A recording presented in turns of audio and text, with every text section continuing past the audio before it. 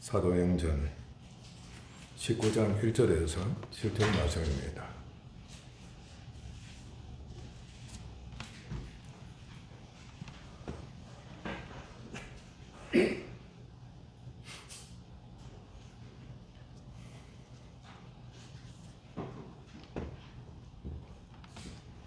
아볼로가 고린도에 있을 때에 바울이 윗지방으로 다녀 에베소에 와서 어떤 제자들을 만나 이르되 너희가 믿을 때에 성령을 받았느냐?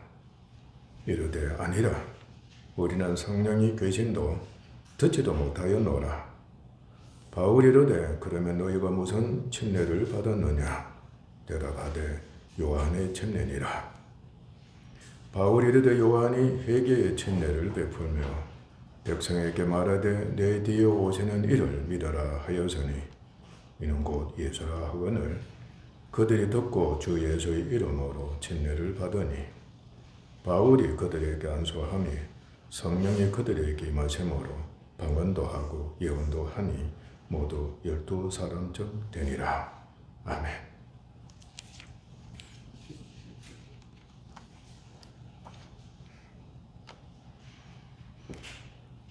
다섯 번째 말씀입니다. 구속과 함께 성령 침례의 은혜가 있게 됩니다. 침례는 물에 잠기다, 담그다, 담금질하다입니다. 세례라고도 하는데 그것은 씻다, 전신 목욕에 해당됩니다. 씻다는 의미도 있습니다. 그러니까 침례와 동시에 물에 잠김과 동시에 씻김 받는다. 그렇게 여기면 됩니다. 예수 그리스도를 믿음으로 말미암아 죄사함과 함께 누구에게 속했다고 했습니까? 이제는 주인인 그리스도께 하나님께 속한 자 되어버린 겁니다. 값을 주고 샀기 때문입니다. 누구에게 속했다? 하나님과 예수님께 속했다는 겁니다. 그런데 속했지만은 이전에 죄에 속한 옛사람, 죄에 속한 자신, 그리고 마음, 그리고 육체, 성품은 여전히 그대로 있는 겁니다. 그러니까 때가 묻어 있다는 뜻입니다. 여전히. 그러니까 죄의 종이 된 그대로, 사망의 종이 된 그대로 값을 주고 샀다는 뜻입니다. 그게 구속입니다. 이것들이 있기 때문에 언제든지 과거로 돌아갈 수 있어 없어요? 과거로 돌아갈 수가 있는 겁니다.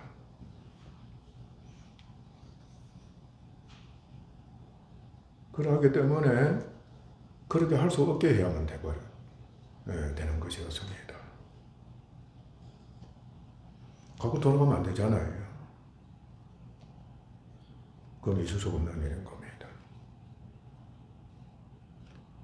무엇으로 그렇게 해버리는 겁니까? 유일한 길은 죽는 겁니다. 죽음뿐입니다. 죽지 않고서는 해결책이 없습니다. 반드시 죽어야 돼요. 이전에 대해서는 죽어버려야 되는 겁니다. 끝났다고요. 영원히 끝나버려야 되는 거예요. 하나님께서는 이것을 아시고 다시는 옛사람으로 돌아가지 못하게, 과거로 돌아가지 못하게 그를 성령에 의해 그리스도와 연합하여 죽은 자가 되게 하셨습니다. 바로 성령 침례입니다.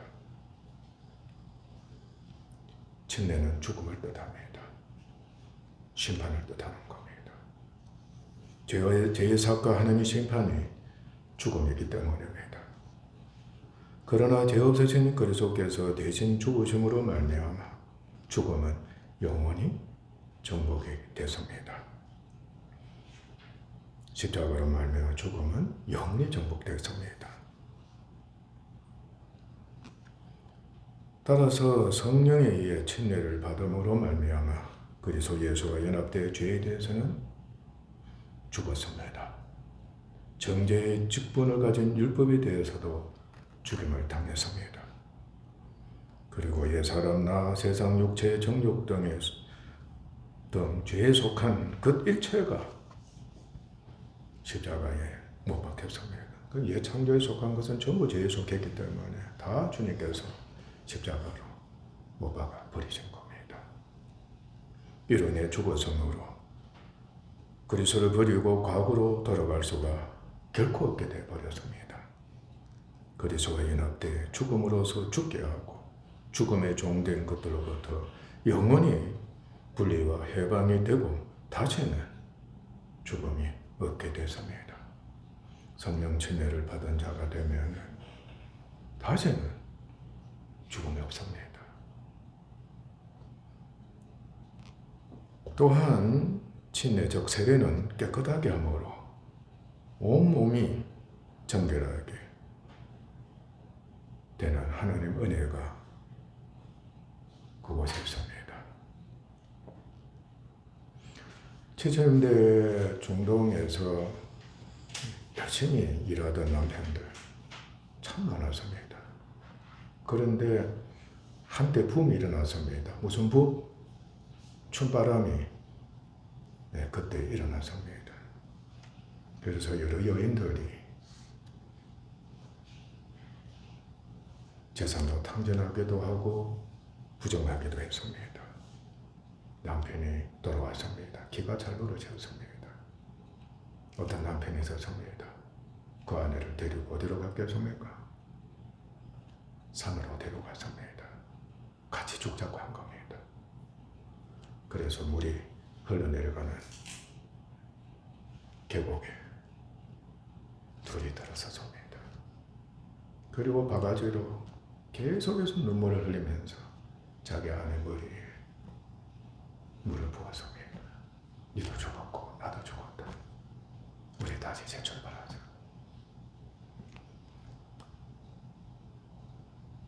누가 간청을 했습니다. 죽었다. 그리고 씻자. 깨끗하게 씻어버리자.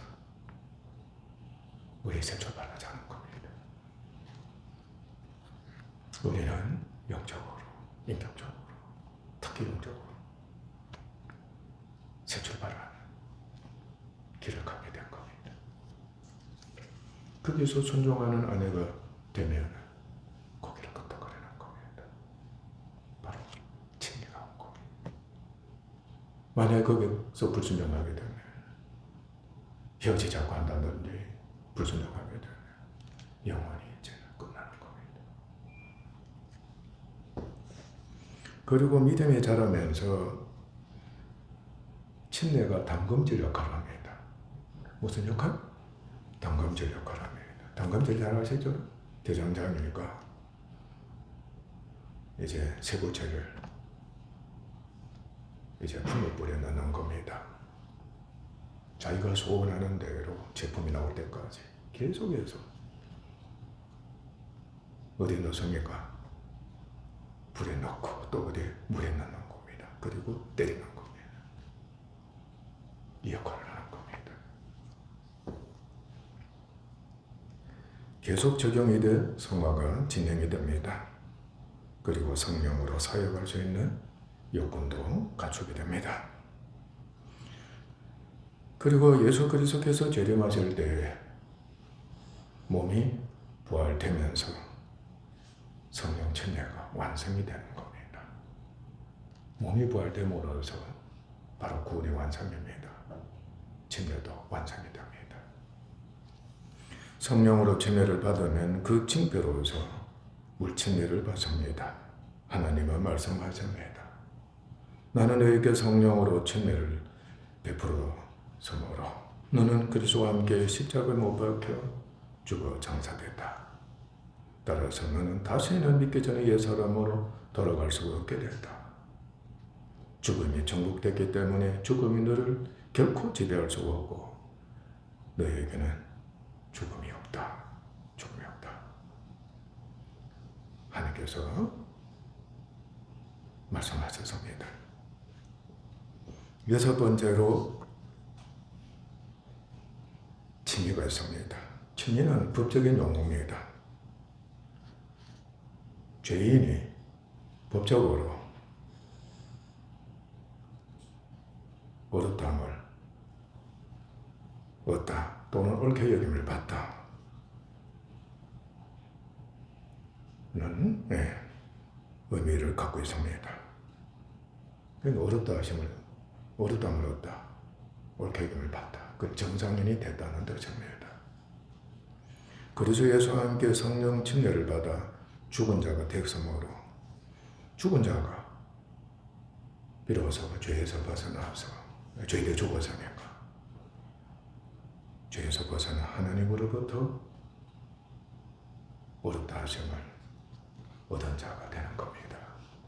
내가 너를 옳게 여긴다. 옳았다고 여긴다. 이런 영원히 의인이신 분이 되어버리는 겁니다. 너는 의인이다. 영원한 의인이다. 영원한 침례, 영원한 침례. 놀랍습니다. 신분이 그렇게 된 겁니다. 위치가 그렇게 됐다는 뜻입니다.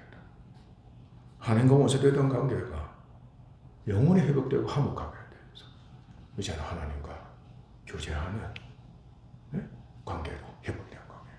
하나님과 교제할 수 있다는 뜻입니다. 이로써 그리스도의 이름을 힘입어 직접 하나님께 나아가 그와 대면하며 교제하는 것이 가능하게 되었습니다. 그 칭의를 얻게 되면 얻기만 하면 하나님께 나아가는 은혜를 있게 되는 겁니다. 칭의의 결과는 화평입니다. 믿는 자가 칭의를 얻게 되면 그의 마음에 안심이 있게 되고 평안, 위로, 안식, 기쁨이 있게 됩니다. 사정 약한 자나 그야말로 죽을 수밖에 없었던 그러한 자, 불행했던 자, 저주 아래 있었던 자, 옳다 얘기를 받아보세요. 그 기쁨은 뭐 상상을 초월하는 거예요. 칭의는 보험에 가입한 것과 같습니다. 생명이나 연금 등의 보험에 가입할 때 한 번 가입함으로써 남은 인생에 필요한 모든 문제가 해결되는 보장을 받게 됩니다. 앞으로 어떤 문제가 발생할지라도 약정한 대로 보험회사에서 다 해결해 주는 것입니다. 이처럼 이 신덕기는 내가 너를 반드시 구원을 이르게 하겠다는 하나님의 약속의 말씀에 대한 성취 보정으로서 성령으로 구원을 얻은 것에는 다름이 없습니다. 그러니까 동전의 양면성이라고 생각하면 됩니다. 한 면은 칭의, 다른 한 면은 구원입니다. 약속, 보정, 수표 해당된다고 생각하면 됩니다. 또한 구원에 대한 소망을 갖게 하고 적극적이든 점진적이든 구원에 이르게 됩니다. 칭의를 얻게 되면은 믿음으로 된 의를 얻었다는 표식으로 이스라엘은 손으로 하는 할례를 받았습니다. 몸의 일부를 잘라내는 겁니다. 그러나 믿음으로 된 칭의를 획득한 자가 되면 마음으로 할례를 받게 됩니다. 피부를 잘라내는 것이 아니라 몸의 일부를 잘라내는 것이 아니라 마음으로 할례를 받게 됩니다. 그것은 그리스도의 할례입니다. 죄된 육적 몸을 벗어버리는 것입니다. 육적인 것을 벗어버리는 겁니다. 육도 십자가 못 박혔습니다. 그러니까 육적인 것도 그것을 벗어버리는 거예요. 여러분 육에 속하면 돼야 안 돼요. 영원히 잘라버린 겁니다.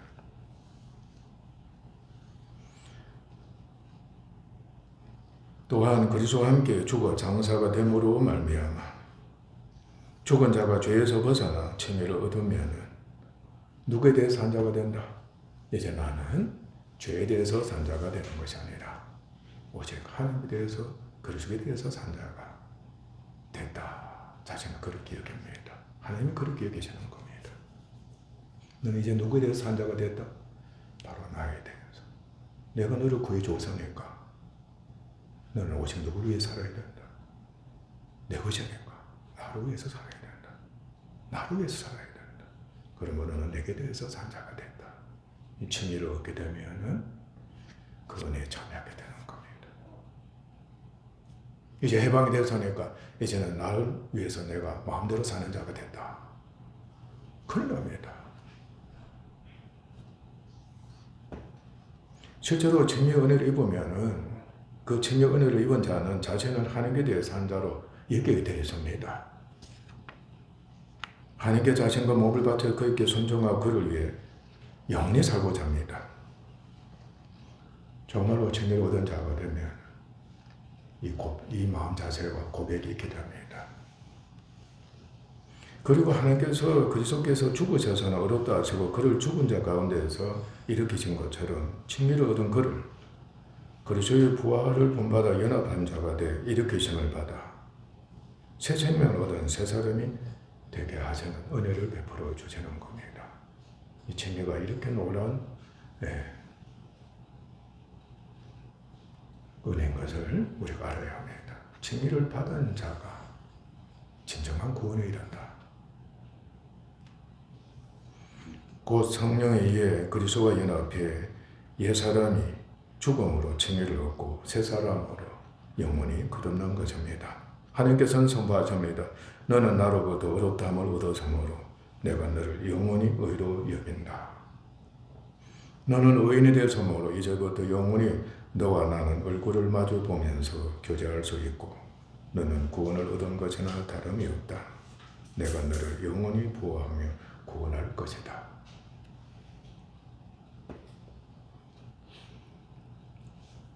저는 여러분 신데렐라에 대해서 가끔 예정으로 여러분에게 말씀한 적이 있습니다.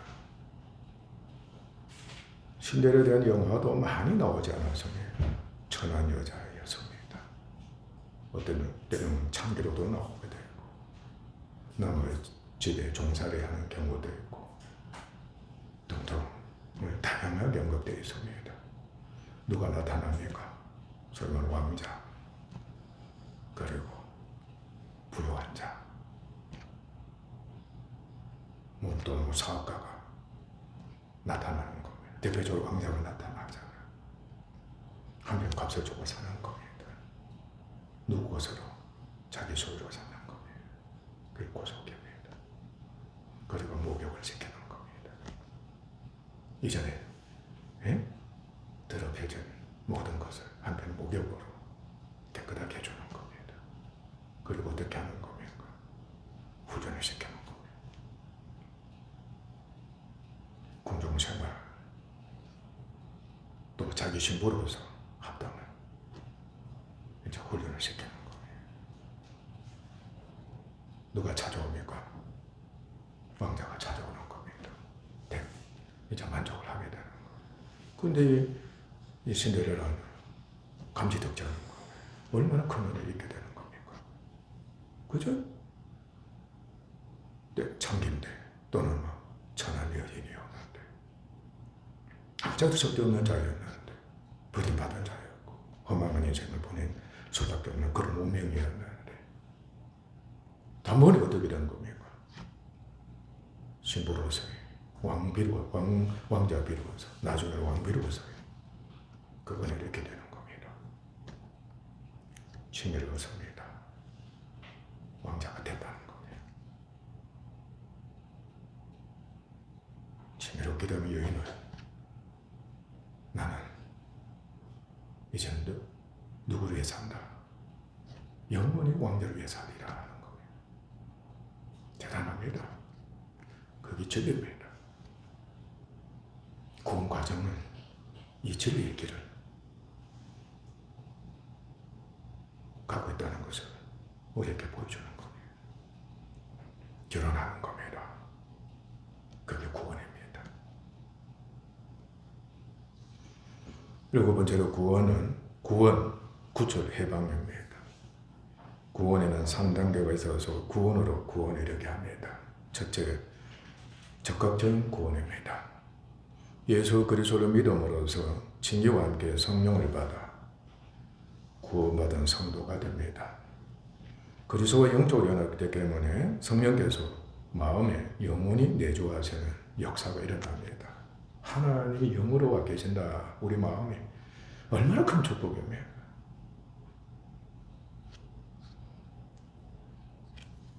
마음속에 거하시는 성령이 인격적으로 중생하며 즉 거듭나서 새로운 신분을 가진 새 사람이 되는 겁니다. 새 사람은 새 피조물 천국인이고 영생하며 선합니다. 착합니다. 참입니다. 사랑하는 사람이 되는 겁니다. 어려운 사람도 되는 겁니다. 그에게는 율법의 정죄가 없습니다. 죄의 형벌도 없습니다. 죄와 사망의 죄배를 받지도 않습니다. 그는 율법의 요구를 이루는 사람이 된 겁니다. 결코 율법을 어기는 사람 아닙니다. 세속적인 사람 아닙니다. 또한 성령이 양자의 영을 부어주셔서 그 영을 받게 하셔서 하나님의 자녀가 되는 절정의 은혜를 있게 됩니다. 그리스도의 형상을 입어 그와 같은 신성과 이성이 있으며 상속권도 있습니다. 주님과 같은 영광이 이르는 유업과 상속권이 있습니다. 상급입니다. 믿음으로서 성령의 구원을 받았을 때 그 구원은 영적이어서 영원하기 때문에 결코 상실되지 않습니다. 한번 구원은 여기서 영원한 구원이다 하는 겁니다.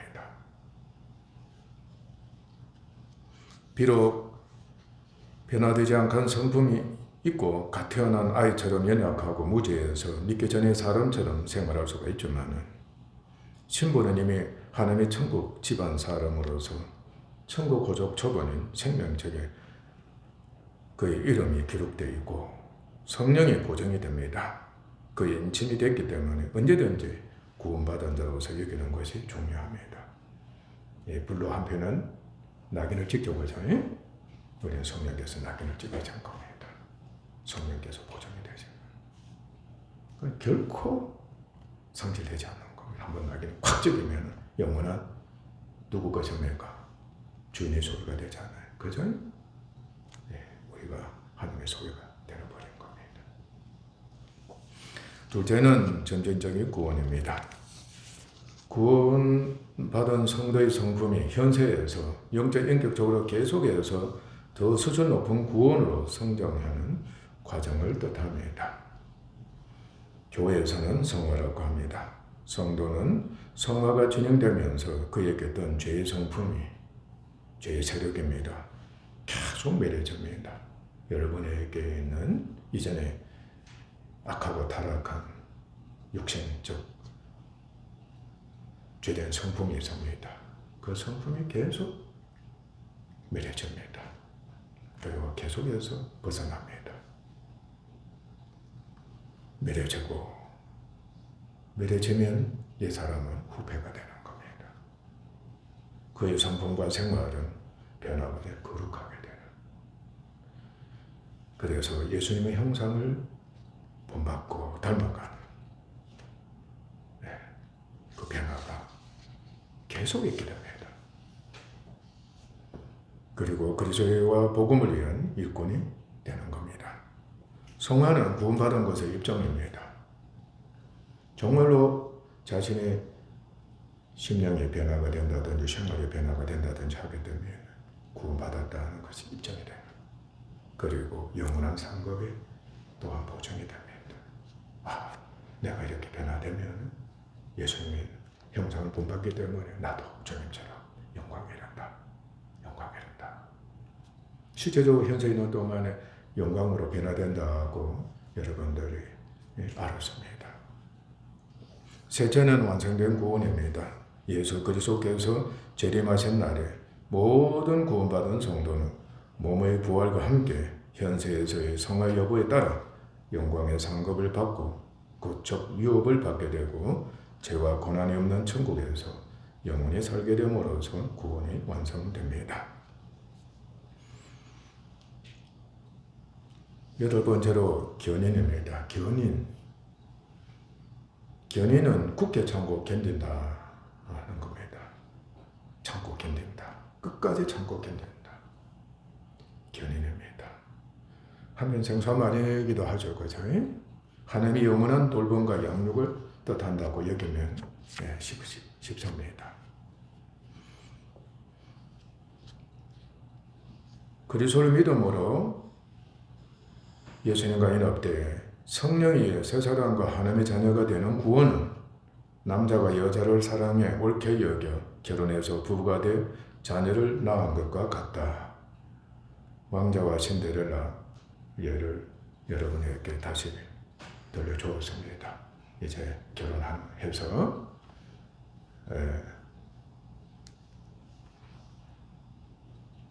자녀를 낳게 되면 왕자나 왕비는 신데렐라는 어떻게 되겠습니까? 그곳에는 언제나 기쁨과 평안과 그것의 환희가 있습니다.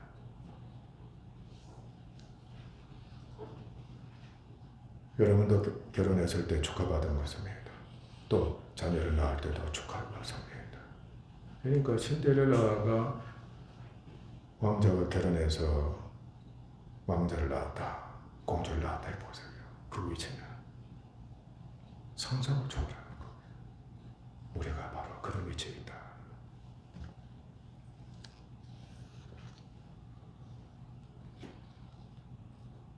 그런데 부모는 자녀가 성장하고 장성해 존귀와 영광을 얻도록 자녀를 위해 모든 것을 다해 헌신하면서 인내로 지키고 돌보며 양육해서 그렇게 되도록 인도합니다.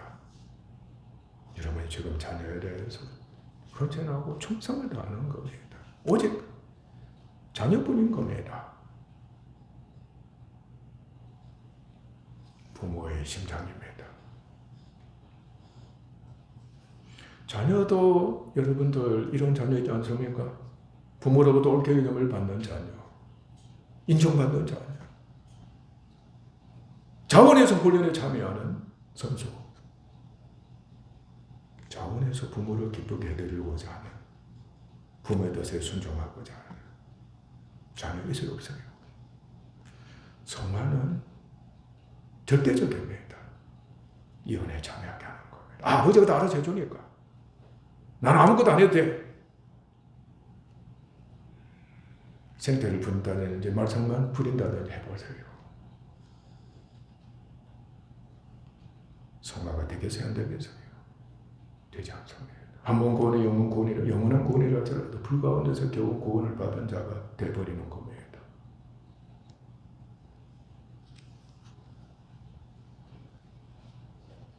성장하고 영광에 이르기를 힘쓰는 자녀, 우리 되어야 하는 겁니다. 반드시 그렇게 되어야 하는 겁니다. 아내가 남편으로부터 도움을 받는다든지, 남편도 아내로 도움을 받는다든지, 그걸로 족하게 여기면 안 되는 겁니다. 자신도 도움을 주려고, 또 남편이 얻어대로, 아내가 얻어대로, 이제 되고자 최선을 다해야 하는 겁니다. 이처럼 하나님께서는 구원 얻은 그의 자녀를 위해 끝까지 사랑으로 인내하시면서 바로 견인입니다. 끝까지 사랑으로 인내하시면서 그의 능력으로 그를 지키시고 돌보시며 양육하셔서 마침내 그리스도의 영광에 이르도록 하시는 겁니다. 자녀된 우리 역시 새 생명 가운데서 살면서 자원해서 억지로가 아닙니다. 자원의 진정으로 참여해서 인내하면서 끝까지 참고 견디면서 하나님의 의에 이르고 그리스도의 형상을 본받아 성화가 되어 영광을 이루고자 하는 겁니다. 바로 견인입니다. 하나님이 그러하시고 우리도 역시 그러하다. 전능하십니다. 사랑이 무한하신 하나님이십니다. 하나님이 시작하신 일은 반드시 이루어집니다. 선택의 축복이 여기 있는 겁니다. 반드시 이루어집니다.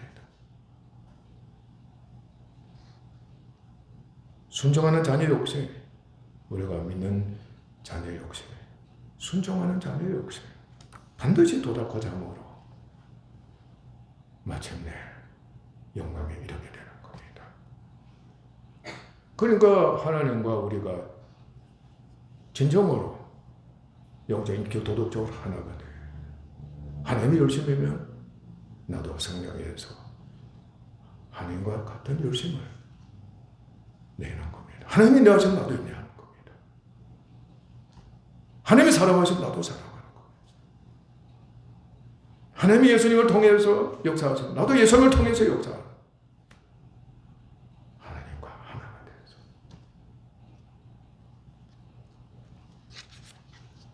그런데 기독교는 고백의 종교라고 했을 정도로 고백을 중요시 여깁니다.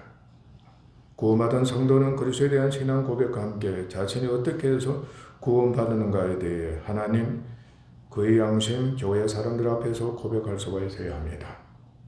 고백할 때는 하나님께서 죄인인 자기를 사랑하신 것과 자신의 죄인인 것과 예수 그리스도의 구속주 되심과 그리스도를 믿음으로 말미암아 죄 사함을 받아서 성령이 구원받게 된 것을 고백해야 합니다. 나아가서는 구원 얻은 과정을 쫓아서 구원받은 것에 대해서 고백해야 합니다. 하나님께서 아버지가 되시고 예수 그리스도께서 주가 되신 것에 대해 분명하게 고백해야 합니다. 구원이 자라면 고백은 더욱 중요시하게 되고 진정과 진심으로 합당한 고백을 하게 됩니다. 여러분, 신앙 고백도 많이 하세요. 구원은 얻은 것에 대해서 고백도 하세요. 고백 자주 하시기를 바랍니다. 아멘. 또한 기독교는 최후의 종교이므로 구원받은 사람에게는 마음으로나 은행으로나 생활을 통해서 변화와 다른 특별한 경험적인 징표가 있어서 그가 구원받았음을 알려줍니다. 곧 그는 믿음과 성령에 의해 자연스럽게 자신을 구원자로, 하나님을 아버지로, 예수님을 구주와 주로 여기게 됩니다. 전도자의 인도를 받거나 자진해서 교회에 출석하고 신앙 고백을 통해 교회 회원이 되며 교회 인도에 순종하게 되고 예수 예배와 기도와 교제와 봉사 등을 하고 성경 말씀을 믿고 가르침을 받게 됩니다. 교회로부터 구원받은 표정으로 물로 침례를 받음과 함께 교회 회원으로서 그리스도의 죽으심을 기념하는 성찬 의식에도 참여하게 됩니다. 이 과정은 참 자연스럽게 일어나게 되는 겁니다.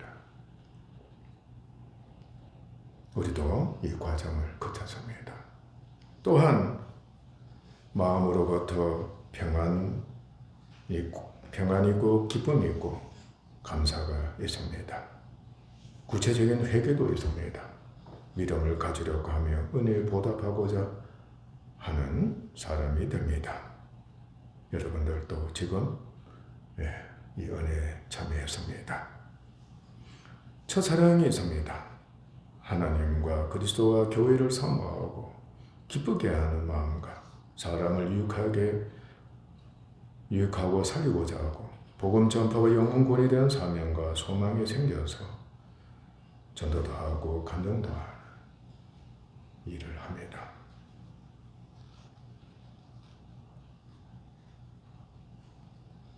또한 믿기 전에 불순종과 범법 행위, 자기의 의와 율법과 육체의 중심의 행위, 사람들에게 해가 되는 행위 등을 버리거나 삼가면서 변화된 생활의 모습을 보입니다. 그리고 특별히 방언도 하고 예언도 하고 환상도 보고 꿈도 꾸는 등의 은사와 치유 등의 축복을 경험하게 됩니다. 하나님께서는 자녀가 부모와 함께 생활하면서 온갖 은혜를 체험하는 것처럼 전입적으로 자녀들이 부모의 은혜를 입고 경험하게 됩니다. 수없이 경험합니다. 구원받은 성도에게도 역시 그러합니다. 하나님 반드시 전인적으로, 생활적으로, 교회적으로, 심지어는 우주적으로 이를 통해서 각가지 은혜를 경험하게 하셔서 구원에 대한 확신과 구원이 자라게 하십니다. 그러므로 전도자는 자신이 구원하는 과정을 통해서나 또 구원받은 후에 신앙생활을 하면서 하나님께도 받은 은혜 진짜 많이 있어야 합니다. 그래야 전도한 자들에게 큰 도움을 주는 계기가 되는 겁니다. 예수 믿은 지 오래됐다 할지라도 은혜 경험한 것이 무엇입니까? 물어볼 때 없습니다. 모르겠습니다. 정말 하나님을 하나님을 욕되게 하고 교회를 욕되게 하고 얼마나 어리석고 그죠? 정말로 문제아가 되어버리는 겁니다. 자신이 구원받았다고 할 수 있겠습니까? 전도자는 자신이 전도의 성령으로 구원을 얻은 성도가 항상 영혼 구원은 성령에 의해서 영혼 구원이 있기 때문에 성령으로 구원을 얻었는가? 여러분들이 자신도 테스트 하시면서 그를 테스트해 줄 수 있어야 합니다. 성령으로 구원을 하잖아. 성령으로 구원을 얻기만 하면 방금 변화받은 심령, 변화받은 생활을 자연스럽게 쫓아가는 겁니다.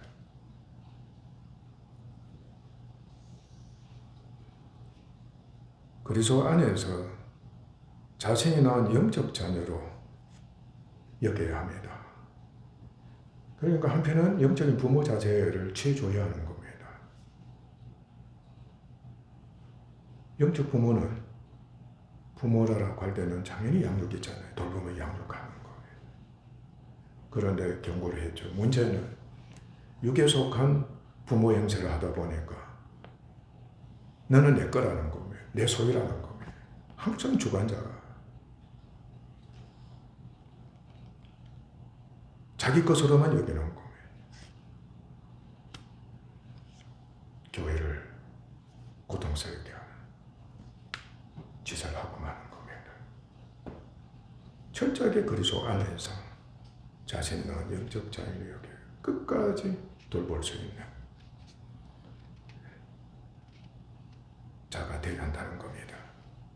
철저하게, 왜냐하면 성도 혼자서는 아무리 훌륭한 사람이라 할지라도 혼자서는 힘들 때가 너무 많습니다. 교회와 함께 협력해서 교회에 맡길 거는 맡기고 자기가 돌볼 것은 돌보고 그렇게 해야 하는 겁니다. 협력해 그를 돌보며 구원의 확신과 함께 성화가 돼 구원의 확신과 함께 성화가 되도록 그렇게 도와줘야 한다는 겁니다. 확실하게 함께 천국 유업을 얻을 수 있도록 해줘야 하는 겁니다. 자신도 천국 유업이 있던 다 확신을 갖고 그에게도 천국 유업을 은혜로 상을 얻을 수 있도록 인도해주는 전도자가 되어야 되는 겁니다. 우리 교회가 그렇게 되어야 하는 겁니다. 여러분들 구원 과정, 왕자와 신데렐라 언제든지 여러분들 생각하셔서 내가 구원 과정이 이 과정을 구원 과정에 내가 참여했는데 이 과정을 내가 계속 한편을 따르고 있는가? 여러분들 비교하면 되는 겁니다. 아멘. 더럽힘 받은 죄인이었다. 아멘. 죽은 자였다. 그런데 구원 과정을 쫓아서 마침내 어떤 자가 되었다? 아들까지 됐다. 하나님의 자녀가 되었다. 그걸 하나님께서 끝까지 돌보시면서 나라이고 영원한 상급이 이르도록 주의 상급에 영광이 이르도록 하나님께서 양육하신다. 아멘. 그래서 왕자는 왕이 되고 신데렐라는 왕비가 되어서 궁궐에서 행복하게 살 모든 백성들이 충성하고 존경해요. 여기는 그러한 착하고 어제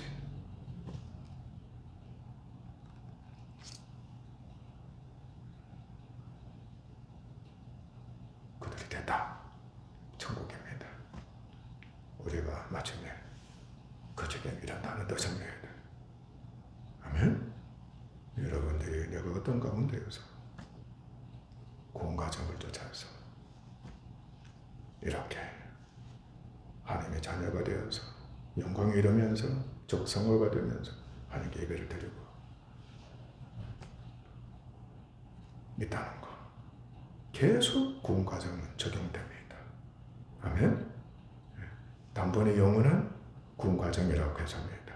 그런데 계속해서 성화가 되면서 적용이 되는 겁니다.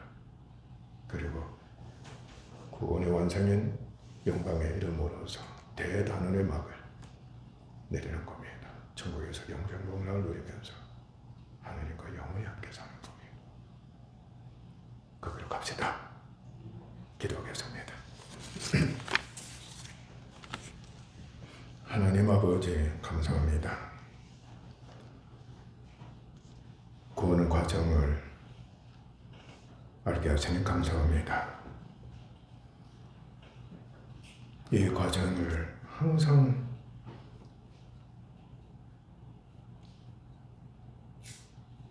숙지해서 쫓아가는 은혜를 있게 하소서. 기도 생활해야 합니다. 그래야만 영적으로 이 구원 과정이 적용되는 것을 경험할 수가 있습니다. 아버지 하나님, 자녀에 대해서도 또 전도하는 자들에 대해서도 교회에 대해서도 누구에게든지 간에 이 과정이 필요합니다. 구원 과정을 익히게 하소서. 내 것으로 만드는 은혜를 입게 하소서. 주님, 이 과정을 항상 익히게 하시고 참으로 이 과정이 생활화되는 복을 받게 하소서. 감사합니다. 존귀하신 예수님의 이름으로 아버지 하나님께 기도하옵나이다. 아멘.